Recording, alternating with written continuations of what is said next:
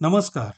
पुस्तक वाचन चॅनलमध्ये मी अद्वैत ऐनापुरे आज घेऊन आलोय सातारच्या प्रमोद कुलकर्णी लिखित कथा पांथस्थ. सादर आहे कथा पांथस्थ. वाटसरू धीम्या गतीनं रस्ता कापत होता. त्याच्याकडे एक शबनम बॅग होती. त्यामध्ये नित्य लागणारे कपडे होते आणि पाणी प्यायचं भांड होतं. रस्त्यावरून चालताना एक छोट्या नदीचा प्रवाह दिसला. तो तिथं गेला. त्यानं पाण्यात उतरून आंघोळ केली. त्याला बरं वाटलं. आता चहा मिळाला तर बरं असा तो विचार करत होता. नदीच्या कडेनं तो मुख्य रस्त्यावर आला. तिथे एक टपरी होती. तिथे चहा करणाऱ्या मुलानं त्यांना बोलावलं. आजोबा इकडे या चहा प्यायला. वाटसरू तिकडे चहा प्यायला. तो पैसे द्यायला लागला तर त्या मुलांना पैसे घेतले नाहीत. वाटसरू पुढील गावात गेला. नेहमीच्या शिरस्त्याप्रमाणे त्यानं मारुतीच्या देवळात मुक्काम केला. सकाळची वेळ होती. गुरव देवळात आला. त्यानं मारुतीला स्नान घातलं, स्वच्छ पुसून पूजा केली, समईमध्ये तेल घालून समई लावली, घंटा वाजून आरती केली आणि नारळ फोडून त्यानं नारळाची कवड आणि खडीसाखरेचा नैवेद्य दाखवला. तो गाभाऱ्यामधून बाहेर आला. त्यानं विचारलं, बाबा तुम्ही कोणत्या गावचे? वाटसरू बोलला, मी अशीच गावं फिरतो. मला कोणीही नाही. मी पांथस्थ आहे. गुरव बोलला, मी तुम्हाला भाकर तुकडा काही वेळानं पाठवतो. तोपर्यंत तुम्ही इथंच विसावा घ्या. वाटसरू डोळे मिटून पडून राहिला. त्याच्या डोळ्यांसमोर भूतकाळ तरळला.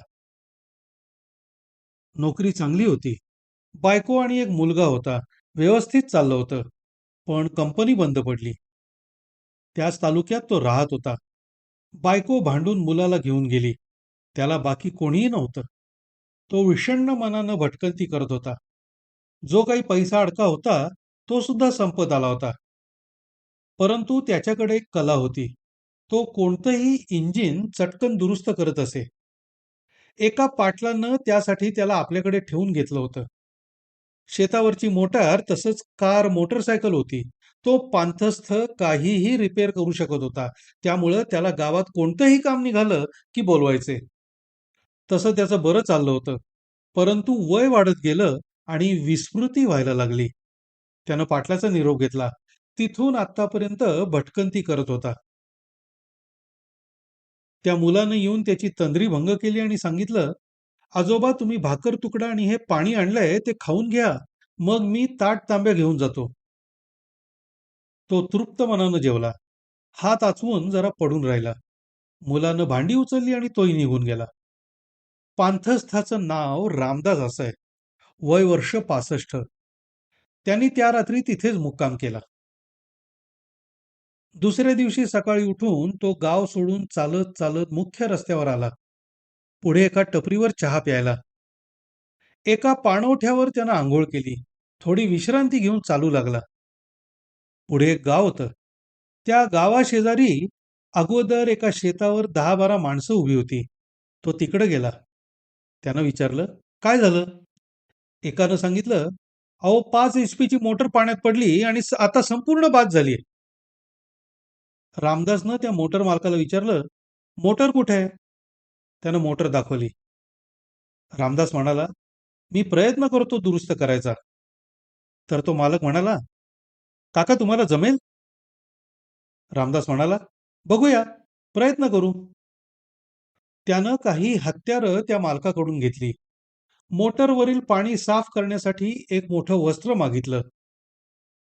मालक विठ्ठलनं त्याच्या खांद्यावरचा टॉवेल दिला. रामदासनं प्रथम टॉवेलनं पाणी साफ केलं. एक एक पार्ट वेगळा केला. त्यानं सांगितलं, हे 2 स्पेअर पार्ट्स घेऊन या, मी पूर्ण दुरुस्त करतो. विठ्ठलनं कोणाला तरी तालुक्याच्या ठिकाणी पाठवून दिलं. विठ्ठल वाटसरूला म्हणाला, काका मी चहा बिस्किट आणतो तोपर्यंत तुम्ही ह्या झाडाखाली बसा. आणि आपल्या 2 मित्रांना सांगितलं, तुम्ही काकांशेजारी बसून राहा. विठ्ठलनं चहा बिस्किट आणली. पांथस्थ रामदासनं चहा बिस्किटं फस्त केली. काही वेळानं तालुक्याला गेलेला विठ्ठलचा माणूस स्पेअर पार्ट्स घेऊन आला. ते पार्ट्स घेऊन रामदास मोटरजवळ गेला आणि अर्ध्या तासात ती मोटर ठीकठाक करून दिली. तो विठ्ठलला म्हणाला, आता स्टार्ट करून बघा बरं. मोटर पूर्ववत झाली आणि नेहमीप्रमाणे चालू लागली. विठ्ठल खुश झाला. त्यानं काकांना विचारलं, किती पैसे द्यायचे? काकांनी उत्तर दिलं, हा माझा व्यवसाय नाही, माझा छंद आहे, आवड आहे. ते पुढं म्हणाले, तुम्हाला काय द्यायचं असेल ते द्या. विठ्ठल बोलला, तुम्ही आमच्या घरी चला, 2-4 दिवसांचा आमचा पाहुणचार घ्या. देवदयेनं आमच्या घरात रेलचेल आहे. विठ्ठलनं आपली बाईक चालू केली आणि काकांना मागे बसण्यास सांगितलं. काका आणि विठ्ठल 10-15 मिनिटात घरी पोहोचले. बंगला मोठा होता, आधुनिक पद्धतीनं सजवला होता. त्या दोघांनी आत प्रवेश केला. वडिलांना आणि आईला बोलावलं. सर्वजण दिवाणखान्यात आले. विठ्ठलनं काकांची ओळख करून दिली. वाटसरू म्हणाला, माझं नाव रामदास, मी जगात एकटाच आहे. सध्या मजल दरमजल करत गावोगावी हिंडतोय. तेवढ्यात विठ्ठलच्या लहान मुलीनं पाणी आणून दिलं. बायकोनं चहा आणला.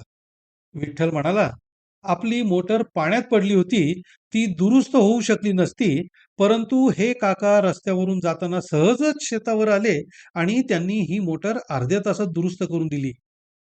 हे आता आपले पाहुणे आहेत, 2-4 दिवस राहणार आहेत. विठ्ठलचे वडील म्हणाले, अहो तुम्हाला पाहिजे तितके दिवस राहा, इथं काही कमी नाही. 2 दिवसांचा पाहुणचार घेऊन रामदास निघाले. विठ्ठलनं जातेवेळी त्यांनी केलेल्या कामाचा मोबदला दिला. तो त्यांच्या कल्पनेपेक्षाही जास्त होता. विठ्ठलनं त्यांना बाईकवरून मुख्य रस्त्यावर आणून सोडलं. पुढील गावी जात असताना एका टपरीवाल्यानं त्यांना बोलावलं, चहा बिस्किटं दिली. त्याचे आभार मानून ते पुढील गावात पोहोचले. त्या गावात पाटलाच्या मुलीचं लग्न होतं. सर्व गाव लग्नाला आलं होतं. पाटलाच्या वाड्यासमोर मोठा मांडव घातला होता. रामदास त्या मांडवात पोहोचला. लग्नाच्या वेळी गेला. लग्न लागायला अर्धा तास अवकाश होता. त्यानं शेजारी एका माणसाला विचारलं, त्या मुलीच्या वडिलांना एकांतात भेटायचंय. तो माणूस रामदासना पाटलांकडे घेऊन गेला. रामदासनी सांगितलं, पाटील मला तुमच्या बरोबर जरा खाजगी बोलायचंय. पाटील म्हणाला, आपली ना ओळख ना पाळख, का आणि कशासाठी भेटायचंय? हे बघा, मी तुमचा जास्त वेळ घेत नाही, परंतु मला काय सांगायचंय ते तुमच्या फायद्याचं आहे. शेवटी ते मगाचे गृहस्थ पाटलांना बोलले, अहो पाटील, ते काय म्हणतात ते ऐकून तरी घ्या. पाटील आणि रामदास एका रूम मध्ये आले. रामदास बोलला, या मुलाशी तुमच्या मुलीचं लग्न लावू नका, कारण याचं लग्न झालंय. त्याची बायको तिकडे अबुधाबीला आहे. हा तिथे नोकरी करतो. हा मुलगा तुमच्या मुलीला नोकराणी म्हणून तिकडे वागणूक देईल. पाटलांनी विचारलं, हे तुम्हाला कसं माहित? अहो माझा अनुभव असा की हा अकोटचा मुलगा आहे. पाटील म्हणाले, बरोबर आहे. अहो यांनी शहरात बराच प्रयत्न केला, पण याला कोणी मुलगी देईना, म्हणून तो गावातली मुलगी शोधतोय. पाटील म्हणाले, तो आमच्या सोयऱ्यामधील आहे, त्यामुळे मला काही करता येणार नाही. रामदास म्हणाले, तुमची मर्जी, तुम्ही नाही मोडलं तरी नियतीच हे लग्न मोडेल. असं म्हणून रामदास मांडवातून बाहेर आला आणि पुढील गावी मार्गस्थ झाला. मजल दरमजल करत पुढील गावी पोहोचला. नेहमीच्या शिरस्त्याप्रमाणे देवळात आपला डेरा टाकला. दुपारी 12 वाजता गाभारा बंद करण्यासाठी एक मुलगा आला. रामदास त्याला म्हणाला, मला पाणी पाहिजे आणि थोडी भाकर तुकडा पाहिजे. त्या मुलाचं नाव सचिन. त्याने उत्तर दिलं, थांबा आजोबा, आणून देतो. तो चटकन घरी गेला. वडिलांना सांगितलं, एक आजोबा देवळात आहेत आणि ते भुकेलेले आहेत. वडील म्हणाले, त्यांना घरी बोलव.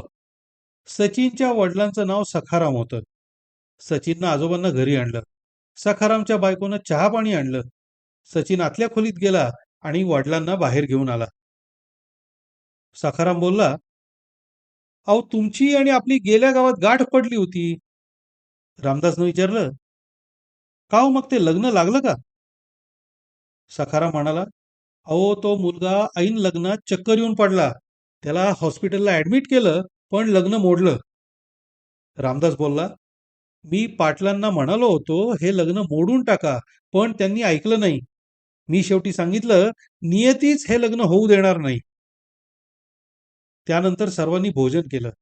रामदासांनी सांगितलं, मी आता 4-5 वाजेपर्यंत मार्गस्थ होतो. परंतु सखारामनी त्यांना गळ घातली. अहो राहा 2 दिवस, नंतर जा.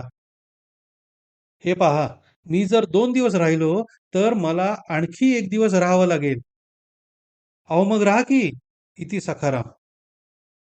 2 दिवस मुक्काम वाढवला. सखाराम चांगल्या प्रकारे कपडे शिवत असे. त्याचं त्या गावात एक दुकान होतं. तिथं 2 शिवणयंत्र होती. शिवाय एक टेबल टाकून इस्त्रीचं पण तो काम करत असे. त्याचा मुलगा सचिन गावातील शाळेत 7वीत होता. संध्याकाळी रामदासनी त्याला पाढे शिकवले.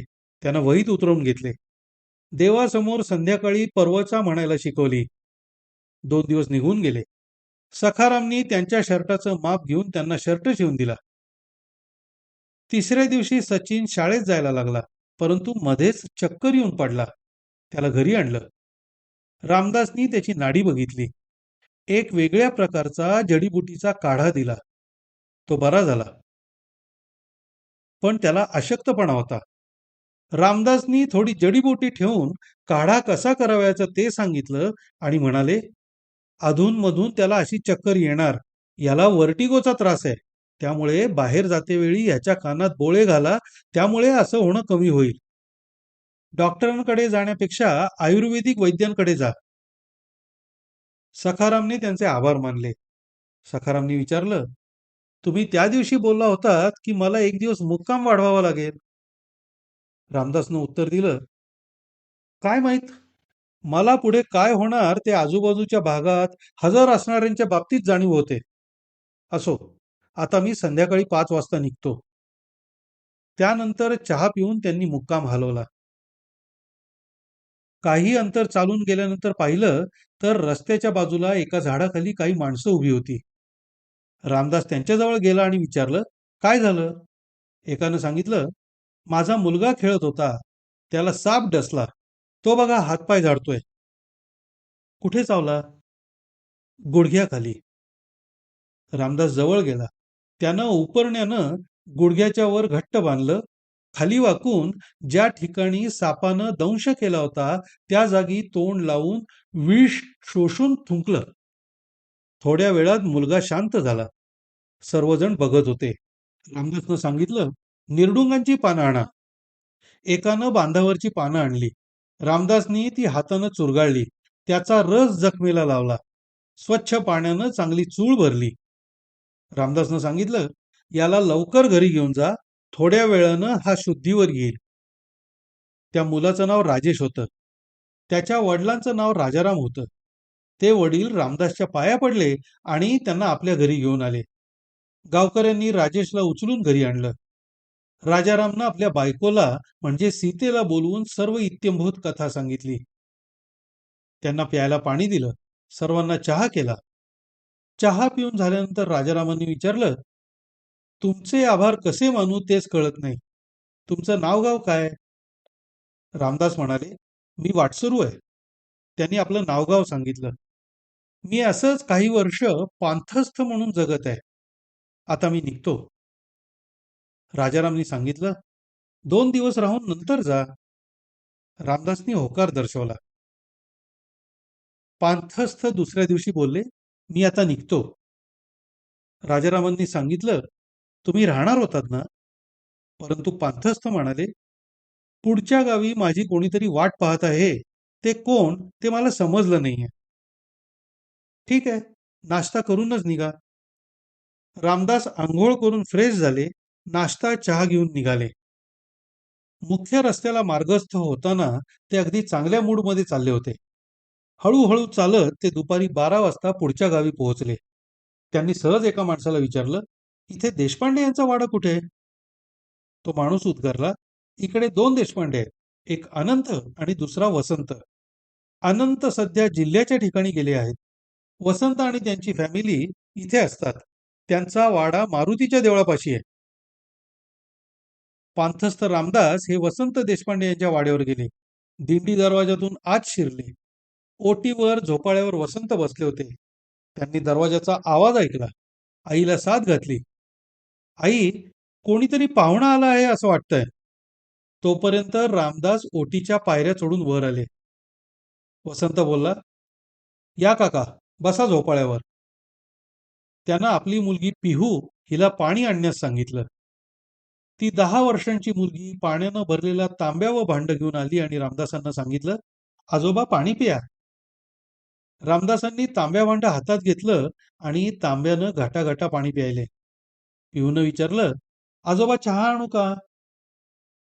हो आण मुली. पिहू आत गेली व 5 मिनिटांनी चहा आणला. तेवढ्यात वसंत आई आणि वसंताची बायको बाहेर आले. चहा पिता पिता रामदासांनी सर्व हकीकत कथन केली. माझं या जगात कोणी नाही, त्यामुळे बरेच दिवस असाच प्रवास करत निघत आहे. वसंताच्या आईनं त्यांना सुचवलं, उर्वरित आयुष्य इथेच राहा.